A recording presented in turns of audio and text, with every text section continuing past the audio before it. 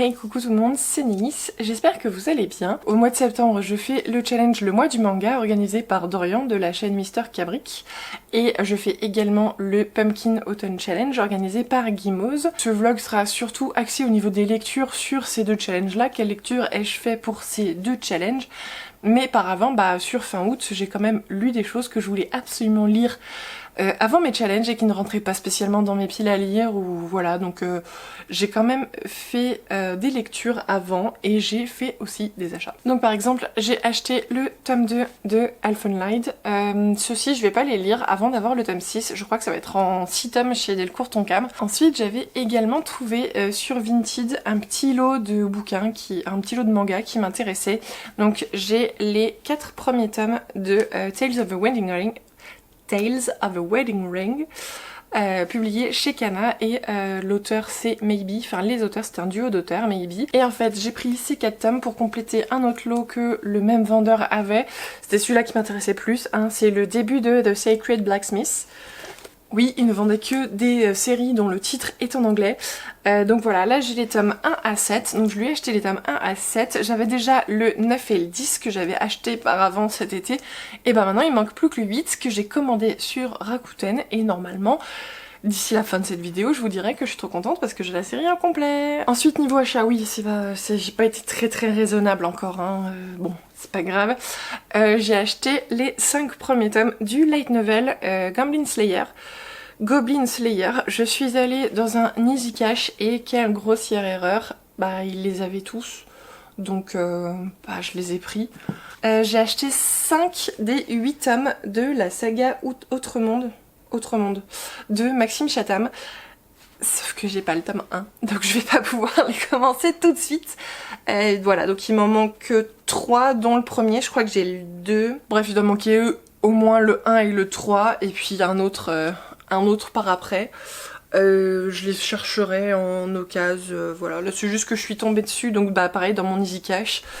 Et il y avait le grand format, il y avait le tome 1 en grand format. Et puis je me suis dit que ça servait à rien de prendre un grand format puis après de les avoir tous en poche et que ce serait sans doute plus facile de les trouver en poche. Bref, réflexion, grand débat avec moi-même dans le Easy Cash et finalement j'ai pris les 5 autres livres sans avoir le tome 1. Par contre en tome 1 j'ai trouvé la saga de l'épouvanteur, l'apprenti épouvanteur. Voilà, l'apprenti épouvanteur, j'en entends beaucoup parler.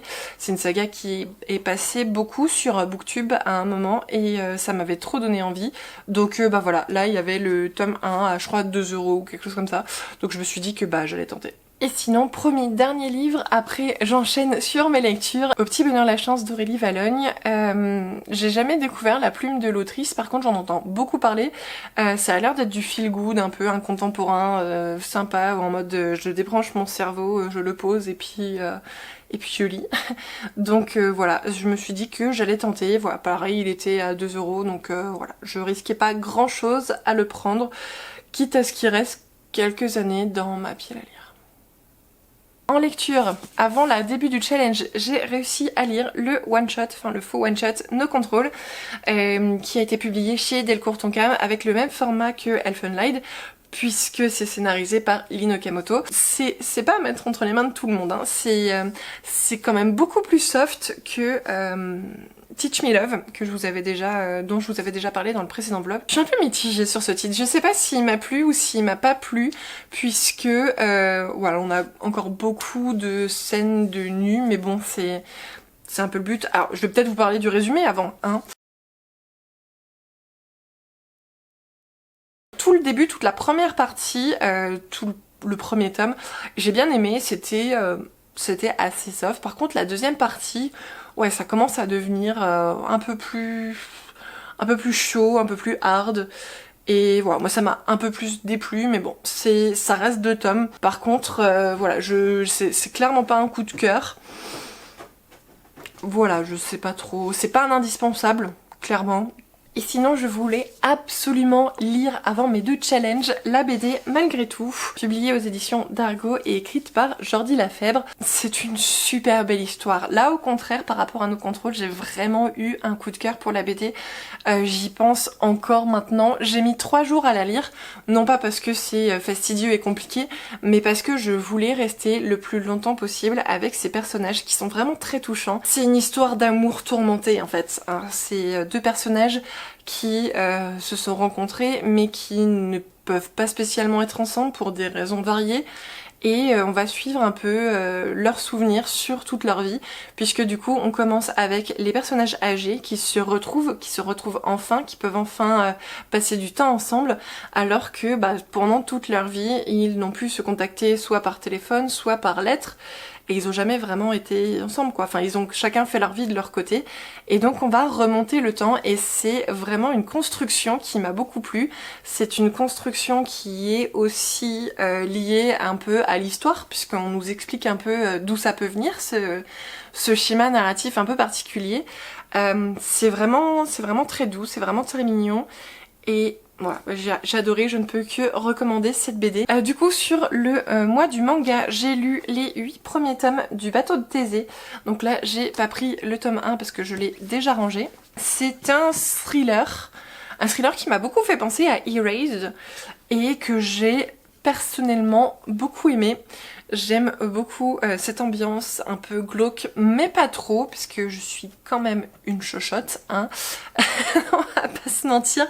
Donc c'est juste ce qu'il faut de glauque, de dégueulasse pour moi. Et voilà, donc on va suivre un jeune homme qui n'a jamais connu son père, puisque son père a été incarcéré avant sa naissance, puisqu'il aurait commis un crime, il aurait tué 21 personnes. Et au bout d'un moment, ce jeune homme va lui aussi devenir père, et il sent le besoin d'aller voir si son père est vraiment la personne qu'il pense, et donc il va retourner sur les lieux de l'accident, et par un concours de circonstances, il va se retrouver projeté dans le passé, et il va pouvoir enquêter justement pour savoir si son père a vraiment commis cet acte horrible ou pas. Donc on a un peu de foreshadowing, hein, puisqu'on va être dans le présent, donc on va savoir tout ce qui s'est passé. Il va pouvoir, vu qu'il vient du futur, il connaît l'avenir, donc il va pouvoir essayer un peu de changer tout ça. Et voilà, comme je vous disais, ça m'a beaucoup fait penser à Erased, où on a la même thématique d'un jeune homme qui retourne dans le passé pour essayer de sauver des humains. La série est terminée en 10 tomes, et cliffhanger de fin du 8e. Ça m'a clairement fait regretter d'avoir commencé cette série maintenant, alors que nous avons toujours 2 tomes à paraître, puisque non, j'ai envie de savoir la suite. C'est vraiment très addictif. J'ai aussi lu mon petit coffret des adaptations de Lovecraft par Go Tanabe, donc Dans l'abîme du temps et La couleur tombée du ciel. Ce sont 2 œuvres qui sont quand même bien différentes des montagnes hallucinées. Dans l'abîme du temps ressemble un peu plus, est plus dans l'esprit des montagnes hallucinées. Par contre, vu que c'est un one shot, alors que les montagnes hallucinées étaient en 2 tomes, j'ai l'impression que tout s'enchaîne vachement plus vite, et du coup on a moins cette anticipation qu'on avait pu avoir dans les montagnes hallucinées. C'est quand même bien pesant, c'est quand même bien glauque, hein, on va pas se mentir. On a aussi des bestioles toutes dégueulasses. Par contre, à savoir, c'est à lire après les montagnes hallucinées, puisqu'on a des personnages en commun entre les deux. Et si vous voulez pas vous spoiler l'un, lisez-le avant, lisez les montagnes hallucinées avant de lire Dans l'abîme du temps. Et par contre, La couleur tombée du ciel, j'ai l'impression que c'est beaucoup plus indépendant, puisque j'ai pas noté de lien avec les 2 autres affaires, les 2 autres histoires. Ici on est plus sur vraiment du fantastique quoi, on est sur quelque chose qui est beaucoup moins pesant que sur les autres. On est toujours dans du glauque, dans du malaisant, mais c'est une lecture qui est beaucoup mieux passée pour moi. En même temps, par rapport à la taille aussi, hein, on est sur quelque chose de beaucoup plus fin, de beaucoup plus rapide, et on va suivre des personnages dans une ferme, et il y a une météorite qui est tombée du ciel, et on va suivre un peu les conséquences de cette météorite là. On n'a pas bestioles, on n'a pas de trucs vraiment crado dégueulasses, donc voilà, c'est beaucoup mieux passé pour moi. J'ai vraiment préféré cette histoire. Par contre, je comprends que pour certaines autres personnes, ça puisse être la moins bien, la moins aimée, puisque bah voilà, on est sur du très très soft. Et après, au niveau roman, j'ai commencé seulement, hein, j'ai pas encore terminé, j'ai commencé Il a du prix de Guenièvre. Sans la petite jaquette, ça fait beaucoup moins de reflets, hein, on est content, ça passe beaucoup mieux à la caméra. Donc on va suivre une histoire, on va suivre les légendes arthuriennes, hein, on est avec le personnage de Guenièvre qui arrive à Camelot. Et voilà, je vais pas trop vous en dire plus. Moi je savais rien du tout en lisant cette œuvre et j'ai pas du tout lu la 4e de couverture, rien, c'est vraiment la couverture et le fait qu'on soit sur des légendes arthuriennes qui m'ont fait me pencher sur l'œuvre. Et voilà, je trouve que les premiers chapitres sont super bien si on sait pas en fait. Et donc voilà. Je vous en reparlerai sans doute d'ici la fin du mois. Sinon, c'est à peu près tout. Je vais vous laisser là et puis on se dit à une toute prochaine. Ciao.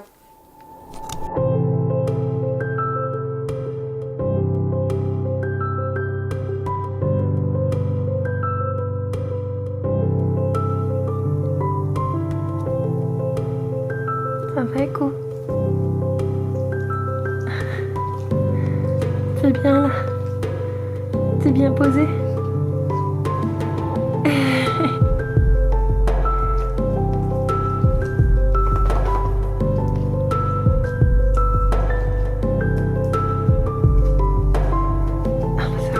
Se lever pour ça.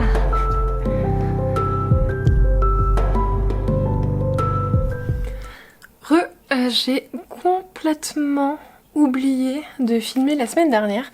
Tu parles d'un vlog, merci. Donc nous sommes le 16 septembre. La semaine dernière, nous sommes partis avec mon chéri en Provence pour un week-end pour aller voir sa famille. Et j'ai tout simplement oublié de prendre ma caméra.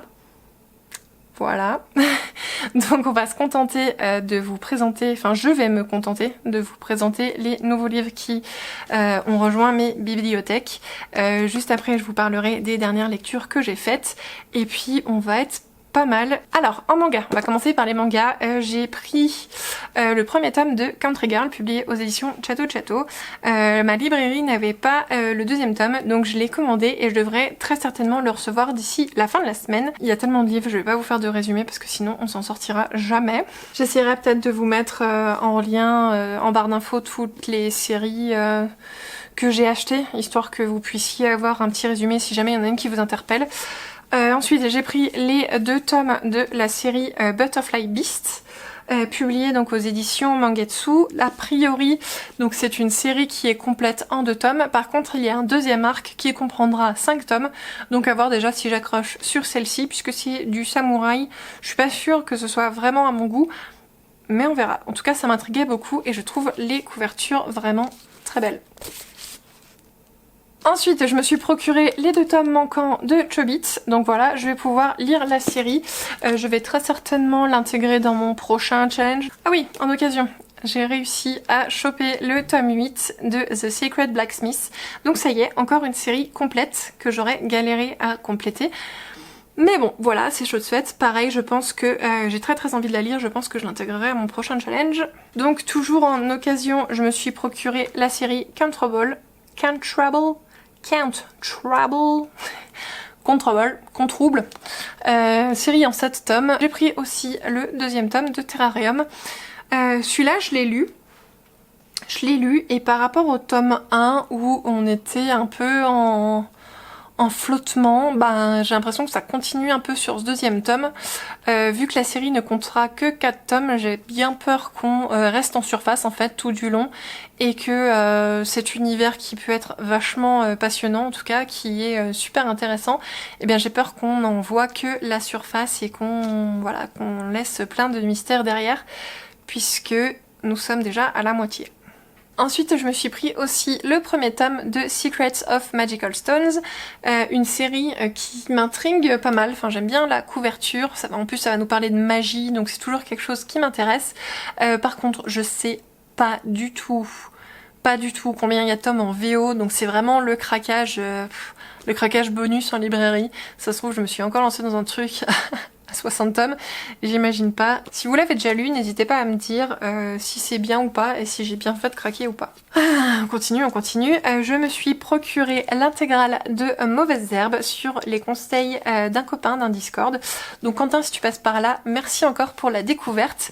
Une série que j'ai beaucoup aimée, je l'ai lue aussitôt sortie de la librairie. C'est une série un peu malaisante où on va suivre le personnage de Shiori qui a 16 ans et qui fugue puisqu'elle a un mauvais contexte familial et voilà, donc on va suivre un peu ses péripéties.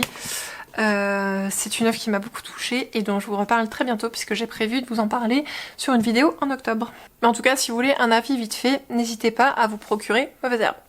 Aujourd'hui je suis passée en librairie puisqu'il y avait un tome qui m'intéressait qui sortait aujourd'hui, donc j'en ai profité pour compléter Seraph of the End, le tome 21 que je n'avais pas, et le tome qui m'intéressait c'est le One Punch Man Collector numéro 23. Donc je me suis dit qu'il fallait mieux y aller le jour de la sortie pour être sûr. Hop, donc dans le blister nous avions le tome 23 avec très certainement une couverture réversible.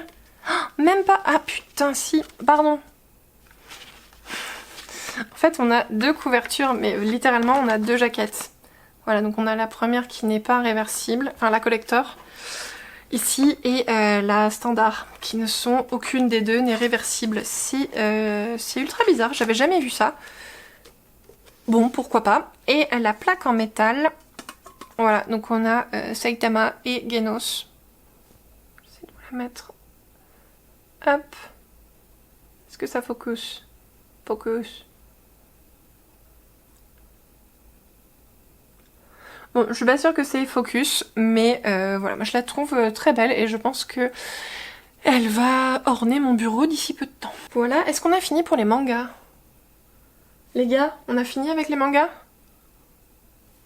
On a fini. Ma palle déborde déjà, littéralement, elle dégueule de romans. Mais il faut toujours en rajouter, hein. Donc je me suis pris Wicked aux éditions Brajlon de Gregory Maguire. Voilà, c'est Margot Liseuse qui en a pas mal parlé passé un temps. Je me le suis noté dans ma wishlist et puis bah à chaque fois que je passe en rayon SFFF, je regarde s'il y est pas.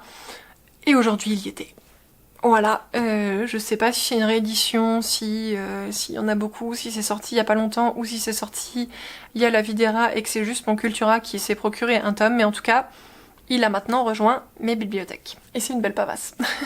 Donc on va passer maintenant vite fait au roman que je me suis procuré pendant mes vacances. Voilà, sachant que quasiment tout était à 1 €. J'ai aussi des livres qui m'ont été donnés par la famille de mon chéri. Donc j'ai celui-ci, Jour de semaine, de Diane Sakakini, publié aux éditions France Loisirs Poche. Je ne sais absolument pas de quoi ça parle. Ensuite, les dédicaces de Cyril Massaroto. Voilà, pareil, aux éditions France Loisirs Poche. Je ne sais pas non plus du tout de quoi ça parle, j'ai pas lu le résumé. Une couverture qui m'attire beaucoup, c'est celle-ci. Donc Le choix d'une vie d'Isabelle Chavy, publié aux éditions de Noël Poche. A priori, c'est le premier roman de l'auteur puisque c'est avec l'accord des éditions Nouvelle Plume. Donc on verra bien ce que ça donne. En tout cas, le résumé me donnait très envie. Il y a des secrets de famille, ça va nous parler avec très certainement de temporalité puisqu'on va être avec la petite fille et l'arrière-grand-mère. Donc voilà, c'est quelque chose qui me tente beaucoup. Ensuite, nous avons La mélancolie du kangourou de Laure Manel, publié aux éditions Livre de Poche. Donc ça, c'est un livre que j'avais acheté la dernière fois qu'on est allé voir la famille de mon chéri. Je l'avais laissé à sa grand-mère, elle l'a lu et elle m'a dit « Il est très bien, je te le rends ». Et lis-le, il va être génial. Voilà, donc j'ai très hâte de me le lire. Ensuite, pareil, je leur avais acheté Les Étoiles de Compostelle. Donc pareil, ils l'ont lu et ils me l'ont rendu. Sauf que celui-ci, ils ont eu beaucoup plus de mal. Donc d'un coup, ma hype est descendue. On va parler... on va être au XIIIe siècle et on va parler de constructeurs de cathédrales. Donc c'était quelque chose qui m'intéressait un peu. C'était au niveau architecture, historique, etc. Je me suis dit que ça pouvait être pas mal. Mais là, il est pas retombé. Ensuite, aux éditions j'ai pris L'Alchimiste de Paulo Coelho. On va parler d'un berger à Santiago de Chili qui va rencontrer un alchimiste. Voilà, il m'en faut pas plus. J'ai lu 2 lignes sur le résumé arrière et ça m'a suffi, je l'ai pris. J'ai aussi pris Arthur ou le bonheur de vivre de Françoise Giroud. Tout à fait, Françoise Giroud aux éditions Le Livre de Poche. Arthur est le nom que je donne à mon ange gardien. Les souvenirs que j'évoque ici d'une vie riche en péripéties de toutes sortes sont une manière d'hommage que je lui rends, même si j'ai parfois eu envie de lui tirer les oreilles. Bon, est-ce que c'est un espèce d'ami imaginaire qui s'appelle Arthur? Je ne sais pas. On verra, en tout cas ça m'a intriguée. Un qui m'a aussi beaucoup intriguée, c'est Le Masque de Troie, donc de David Gibbons aux éditions Pocket. Voilà, j'ai fini de retourner 3 fois le livre. Là aussi, on va avoir on va avoir une triple temporalité. Donc c'est quelque chose qui m'a beaucoup intriguée. On va parler un petit peu du trésor d'Agamemnon. En même temps, on va nous parler en 1945 Allemagne, donc je pense qu'il va y avoir des nazis. Et ensuite, de nos jours en mer Égée. Donc on va très certainement suivre le fameux masque de Troie, qui doit être un artefact qui va passer les époques et à qui il va arriver plein de trucs, très certainement. Voilà, donc c'est un roman qui m'a beaucoup hypé quand je l'ai vu à 1€, je l'ai pris. Pourquoi se priver? Ensuite, un roman qui me hype pas tant que ça, mais qu'on voit partout. Donc il était là à 1€, je me suis dit, allez, tu le liras comme ça. Tu pourras te faire ta propre opinion dessus. Il s'agit de Devenir de Michelle Obama. Et donc arrêtez de me lyncher. Oui, ce livre au départ ne m'a pas spécialement convaincue, enfin n'a pas hypé. Maintenant, voilà, j'ai eu l'occasion de l'acheter à vraiment pas cher, donc je l'ai pris et puis je vais très certainement le lire. Et il est là aux éditions Livre de Poche. Je vais peut-être le passer à ma mère avant de le lire. Je sais pas. Ensuite, je suis tombée sur Bonjour Tristesse de Françoise Sagan. Donc c'est un roman que j'ai lu peut-être au collège ou au lycée, qui m'avait bien plu. Par contre, je me suis rendu compte que j'avais plus du tout de souvenirs, donc je me suis dit que j'allais le prendre pour le relire tout simplement et savoir si la moi adulte est en phase avec la moi adolescente. Ensuite, j'ai aussi pris Rainbow pour Rimbaud aux éditions Pocket, écrit par Jean Telet. Là, c'est un peu la couverture qui m'a attirée. On va parler du poète Rimbaud, donc pourquoi pas. Là, je me suis totalement fait avoir par la couverture, on est d'accord? Et le titre un peu racoleur aussi, hein, Demain j'arrête, de Gilles Le Gardinier aux éditions Pocket. Voilà, un chat avec un bonnet péruvien. What the fuck. On arrive à la fin, plus que 2. Yeah. Ensuite, du coup, j'ai pris Le Temps est assassin de Michel Bussy. J'avais très envie de lire un livre de cet auteur. J'ai entendu sur la chaîne d'Isa, Les Chroniques du Hérisson, que c'était Camélia Noir son meilleur. Il y était pas, donc j'en ai pris un autre. Et voilà, mon dévolu s'est jeté sur Le Temps est assassin. On va aussi avoir une double temporalité. Je pense que c'est un peu ça qui m'a fait craquer pour celui-ci et pas pour les autres, parce qu'il y en avait une chier plus sympa. Voilà. Vive les auteurs prolifiques. Et enfin, la dernière pavasse, puisqu'il fait plus de 1000 pages, que je me suis procuré, c'est La Chute des Géants de Ken Follett. Donc c'est un livre que j'ai beaucoup vu tourner cet été sur la chaîne notamment de Steph de Piketty Bookin, puisqu'elle avait organisé une LC autour de ce titre. C'est un auteur qui m'avait beaucoup intriguée avec la sortie de son dernier roman qui va parler de vikings, et je me suis dit que pourquoi pas découvrir sa plume avec celui-ci que il me semble, si j'ai pas dit de bêtises, que Steph avait bien aimé. Voilà, ça se trouve, je dis une grosse bêtise, elle a pas du tout aimé et je me suis procuré une briquette pour rien. On a fini avec les book hauls. Maintenant, je vais pouvoir vous montrer un peu les dernières lectures que j'ai faites. Je vais commencer par celui-ci, L'homme qui tua Chris Kyle aux éditions d'Argo. C'est un livre, je vous ai déjà fait ma chronique sur Instagram si jamais ça vous intéresse. C'est un livre que j'ai trouvé vraiment très froid. On a une ambiance un peu malaisante puisque les auteurs ont voulu faire une espèce de documentaire, donc autour de de Chris Kyle, de l'American Sniper, de son meurtre, mais de tout ce qu'il y a autour aussi. On va parler de l'épisode Hollywood avec la sortie du film, on va parler de sa femme, on va parler des différents procès. C'est un livre qui m'a beaucoup dérangée, pas par la forme, enfin un peu par la forme puisque justement comme je vous dis c'est très froid et c'est très neutre. Par contre par son contenu, par son fond, c'est la mentalité américaine quoi. On a l'apologie des armes, on a un sniper qui a tué environ 200 personnes, qui est complètement adulé par tout un pays. Par contre, une personne qui en a tué 2, c'est vraiment un assassin, une raclure de la société. Tout ça parce qu'il a tué un héros de la nation. Alors, oui, je suis d'accord, je défends pas du tout le fait que l'assassin, enfin que Eddie Ray Rouse soit coupable ou pas. Oui, il les a tués de sang-froid. Mais bon, faut pas oublier que Chris Kyle, il a aussi tué énormément de gens et beaucoup plus que Eddie Ray Rouse. Et lui par contre quand il est revenu, bah il a jamais été incarcéré, il a jamais été embêté pour ça puisque c'était en temps de guerre, donc c'est excusable. J'avais déjà vu le film à l'époque quand il est sorti, je l'avais trouvé pareil, apologie des armes, etc. Ici on va plus loin. Voilà, c'est un livre que je suis très contente d'avoir lu. Par contre, ça m'a profondément dérangée. Voilà, c'est un livre à lire pour vous faire votre propre opinion sur la mentalité américaine. C'est une très belle BD au niveau du style graphique de Bruno. J'ai beaucoup aimé sa patte. Ça nous permet aussi de rentrer un peu plus dans le côté froid, comme je vous disais tout à l'heure. C'est une patte graphique qui convient très bien à ce type d'œuvre. Ça m'a encore plus ouvert les yeux sur cet empire qui est les États-Unis. Voilà. La parenthèse est close. C'était pas vraiment une parenthèse, mais elle est quand même close. J'ai lu aussi Les Carnets de Cerises, le tome 1. Ici, on va être sur une petite BD jeunesse qui est sympa. Elle casse clairement pas trois pattes à un canard. Par contre, c'est tout doux, c'est tout mignon, c'est tout gentil. Gentil avec un bémol puisque Cerise est quand même une petite fille qui a l'habitude d'extrêmement beaucoup mentir à sa mère et elle implique forcément ses amis dans ses mensonges puisqu'elle leur demande de la couvrir auprès de ses parents.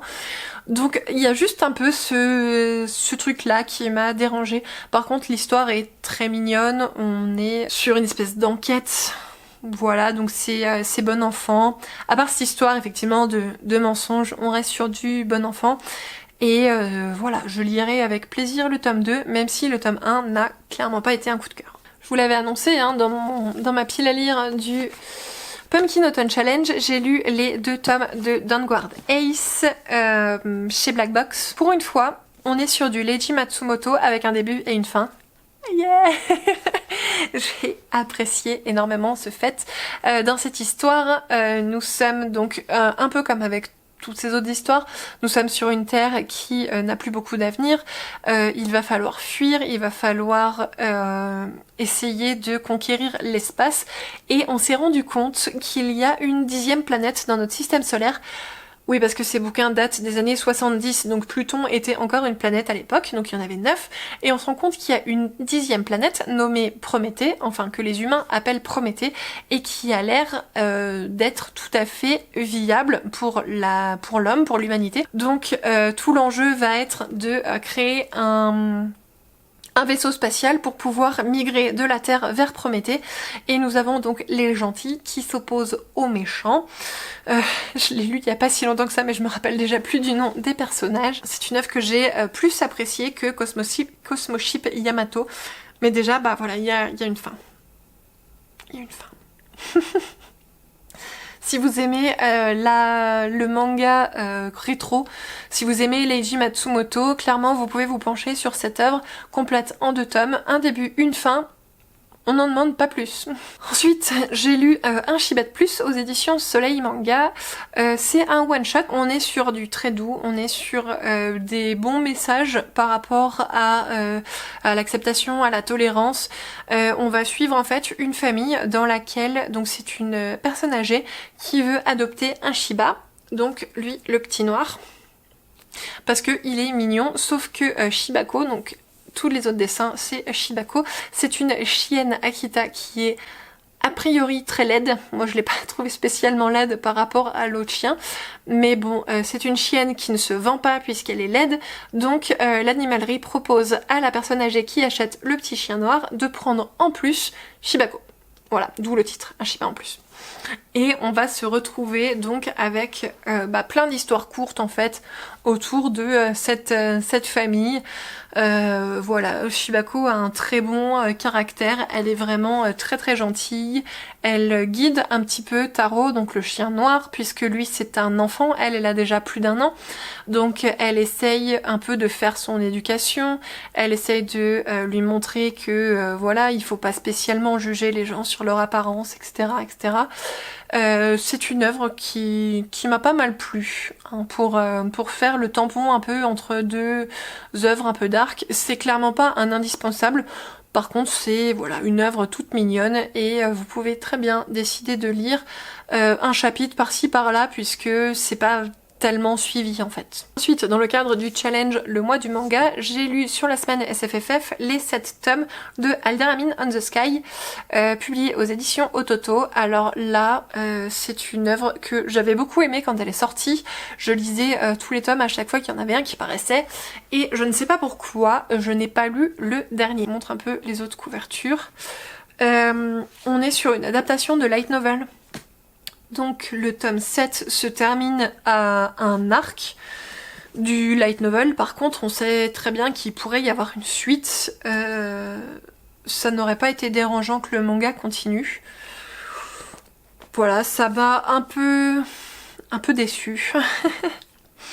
J'aurais bien aimé continuer un peu l'univers avec les personnages. Là, on va être dans un monde complètement imaginaire. On est dans un monde où les humains font équipe avec des esprits. Donc il y a 4 types d'esprits différents. Les esprits de la lumière, du feu, du vent et de l'eau.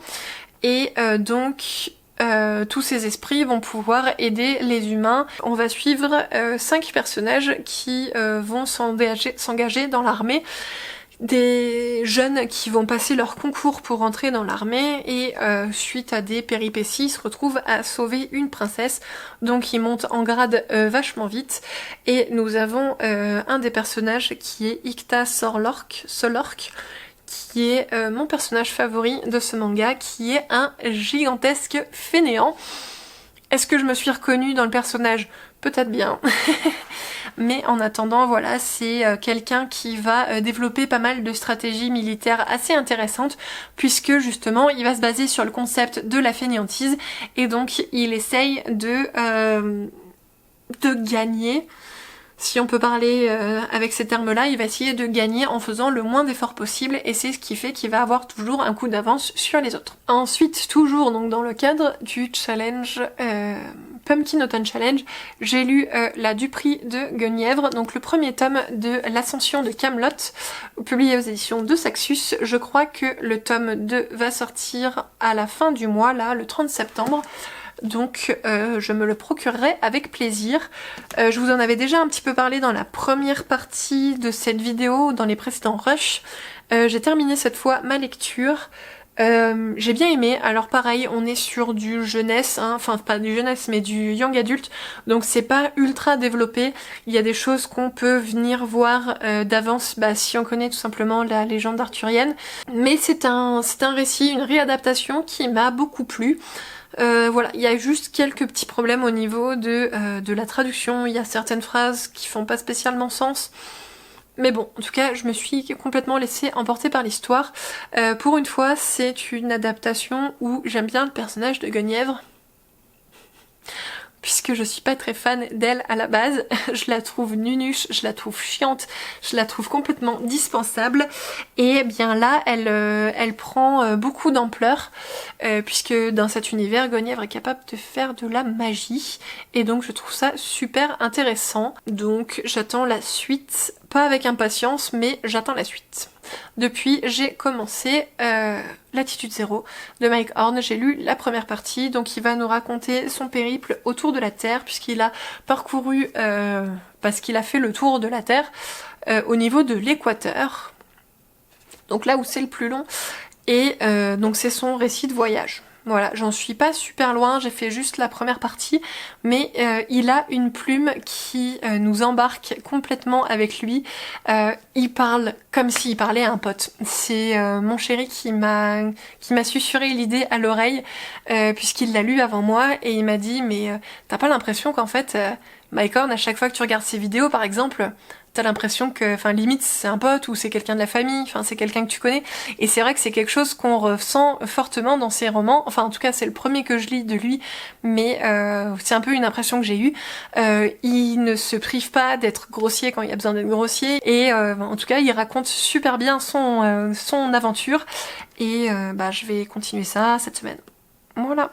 N'hésitez pas pendant que j'y pense à me dire en commentaire si ça vous intéresse que je vous fasse une vidéo de ma pile à lire des romans, puisque je vous ai fait celle des mangas.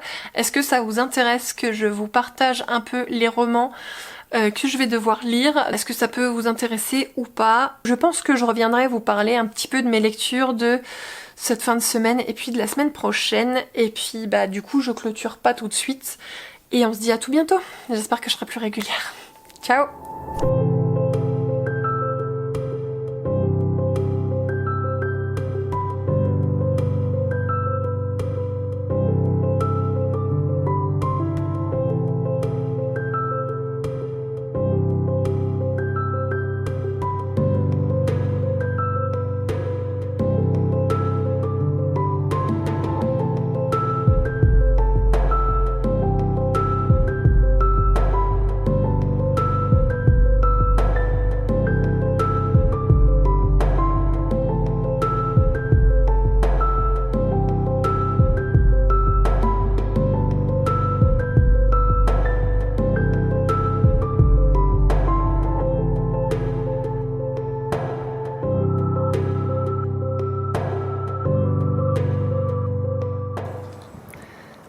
Je vous reprends un petit peu plus tard. En fait, nous sommes le 24, donc je ne suis pas en avance pour terminer cette vidéo. Je voulais vous présenter Lucky. Lucky, c'est notre nouveau petit chien qu'on a adopté le week-end dernier à la SPA. Pour le moment, globalement, ça se passe bien avec lui, parce qu'on avait déjà un autre chien. Ça se passe plutôt bien avec eux, tant qu'il n'y a pas de bouffe en jeu et qu'il n'y a pas de jouets à partager, parce que ça il y a encore un peu de mal, donc on espère que progressivement ils vont prendre leur marque l'un et l'autre, l'un par rapport à l'autre. Donc désolée pour ce plan un peu pas stable, avec le son dégueulasse puisque je n'ai pas sorti mon micro. Je vais vous reprendre à l'intérieur histoire de vous parler de mes dernières lectures et de mes derniers achats, et après je pourrai boucler la vidéo. Allez, à tout de suite. Hey, je vais d'abord vous présenter mes achats, comme ça on en a fini, et après je parlerai de mes lectures. Donc, je suis retournée en librairie pour prendre le Magic Knight Reg Earth numéro 5, publié aux éditions Pika, toujours, et c'est toujours de chez Clamp, plus qu'un tome et on aura l'histoire complète. Ensuite, j'ai pris le tome 2 de Country Girl, publié aux éditions Chatto. Celui-là, je crois que j'en ai parlé un peu plus tôt dans la vidéo, puisque c'est sur le mois de septembre que j'ai acheté le premier tome. Ça va aller assez vite pour les mangas, puisque c'est déjà fini. Voilà. En roman, j'ai eu une folie. J'ai eu une véritable folie collector, entre guillemets, on va dire. Puisque je me suis pris donc L'Or, aux éditions de Saxus par Alexandra Bracken. J'ai pris la version hardback bien sûr. Je suis retournée hier à la Fnac et j'ai pris le tome 1 de Dune en édition collector, pareil en hardback. Et vu qu'il y avait le 2, j'ai pris le 2. Voilà, en fonction de ce qu'on m'a dit, j'ai l'impression que tous les tomes de Dune en fait vont paraître dans cette édition. Donc je me suis dit que voilà, si le premier et le deuxième me plaisent, je ferai la collection de tous les tomes manquants dans ces éditions-là. Donc ils sont chez Robert Laffont. Sinon, sur la 3e semaine du challenge de Dorian, le mois du manga, il fallait qu'on lise des mangas rétro. Donc j'ai lu les 3 premiers tomes de Family Compo. J'avais lu aussi Downward Ace, mais je vous en ai déjà parlé. Family Compo, du coup, sur cette semaine, j'ai fail l'objectif des 7 volumes. J'en ai lu que 5. Alors c'est pas que ça me plaît pas, au contraire j'aime beaucoup cette ambiance, j'aime beaucoup cette histoire. On va se retrouver avec un personnage principal qui est un adolescent, enfin un étudiant, qui se retrouve orphelin puisque sa mère est décédée quand il était petit et son père vient de décéder. Et donc il va rejoindre le foyer de son oncle et de sa tante qui sont sa dernière famille. Et a priori il les connaît pas puisque il y a eu une discorde entre sa mère et son oncle. Donc ils ne se sont jamais vraiment trop parlé et le jeune homme doit découvrir toute cette nouvelle famille et va résider chez eux le temps de finir ses études, le temps d'être autonome. Sauf que le petit hic, c'est que pourquoi sa mère ne parlait plus à son frère, c'est parce que son frère est un transsexuel, donc il est devenu une femme, et le mari, enfin la femme de cet homme-là est aussi transsexuelle, donc dans cette famille, le papa et la maman sont inversés. Voilà, donc au niveau des dessins, ils sont vraiment sublimes, j'aime beaucoup la patte graphique de Tsukasa Ojo. Au niveau de l'histoire, j'aime beaucoup, par contre, vu que c'est vraiment du tranche de vie, il n'y a pas tellement d'action, ça se lit très doucement. Et je sais pas, la semaine dernière, j'étais pas spécialement dans le mood pour terminer cette série. Sinon, pour cette semaine, il faut lire un manga feel good, ou enfin plutôt des mangas feel good. Donc là, j'ai pas tout à fait terminé la série, mais je me lis les Kobato. Il me reste le tome 6 à lire. On est sur une série très mignonne, alors c'est encore du clamp. On va suivre une jeune fille qui doit remplir une bouteille de sentiments blessés. On reste toujours sur des métaphores un peu voilà, de bien-être, etc. Et j'aime beaucoup, pour le moment j'aime beaucoup. Par contre il me reste qu'un seul volume à lire, enfin la moitié d'un volume. Et je me dis comment ils vont finir tout ça de manière cohérente sans rusher. Je sais pas, je verrai. Je verrai, donc si ça se trouve ce soir je trouverai que c'est de la daube parce que la fin est merdique, mais en tout cas pour le moment j'aime beaucoup, c'est très doux, c'est vraiment feel good pour moi, j'aime beaucoup lire ce genre de série. Et ensuite, parce que j'ai quand même lu un petit peu des BD, j'ai lu donc Le combat ordinaire, publié aux éditions d'Argo de Manu Larsenet. Alors, Le combat ordinaire est composé de 4 tomes et on va nous parler de l'histoire d'un mec, donc le mec qui est sur la couverture, et ce mec est complètement paumé dans sa vie. Il a suivi pendant une dizaine d'années une psychothérapie et au final, il n'en est pas beaucoup plus avancé. Il fait pas mal de crises d'angoisse, dès qu'il y a des choses qui le stressent un peu, ça se passe mal. Voilà, on va suivre sa vie au fur et à mesure du temps qui passe. Donc c'est vraiment un récit tranche de vie, mais cette fois qui avance quoi. Ce jeune homme, enfin cet homme, pas spécialement jeune, est photographe et voilà, il va se retrouver à photographier des choses pas terribles au Rwanda. Ça va le mettre, enfin au Rwanda ou je ne sais plus trop dans quel pays, mais ça va le mettre au 36e dessous. Il est pas spécialement prêt à reprendre une activité tout de suite et donc du coup il se fait mettre à la porte de son travail et voilà, il y a tout qui va pas dans sa vie en fait, jusqu'au moment où il arrive à fixer un par un tous ses points, à reprendre confiance en lui, à accepter l'aide qu'on lui apporte. Voilà, c'est le combat ordinaire, tout est dans le titre, c'est n'importe qui peut passer à travers ces épreuves et en même temps c'est un vrai combat, c'est un combat au quotidien, c'est quelque chose qui n'est pas évident à vivre j'imagine, et on est vraiment sur, alors là je l'avais mis dans la catégorie santé mentale etc, je me rappelle plus du nom de la catégorie, mais en fait ça colle parfaitement au thème. J'ai trouvé que c'était vraiment une œuvre très intéressante, une œuvre un peu percutante qui nous remue les boyaux et voilà, ça fait plaisir de lire ce genre de titre de temps en temps, même si pour ma propre santé mentale, je pense que je n'enchaînerai pas 35 séries du même style. Voilà, c'est tout pour mes achats, mes lectures du mois de septembre. On est le dernier vendredi du mois, donc je vais arrêter la vidéo ici et je vais aller de ce pas la monter puisque j'ai encore rien fait. Je vous souhaite une agréable fin de mois. On se retrouve tout bientôt pour une prochaine vidéo et n'hésitez pas à liker, commenter si vous avez des choses à me dire ou pas. Allez, à tout bientôt. Ciao!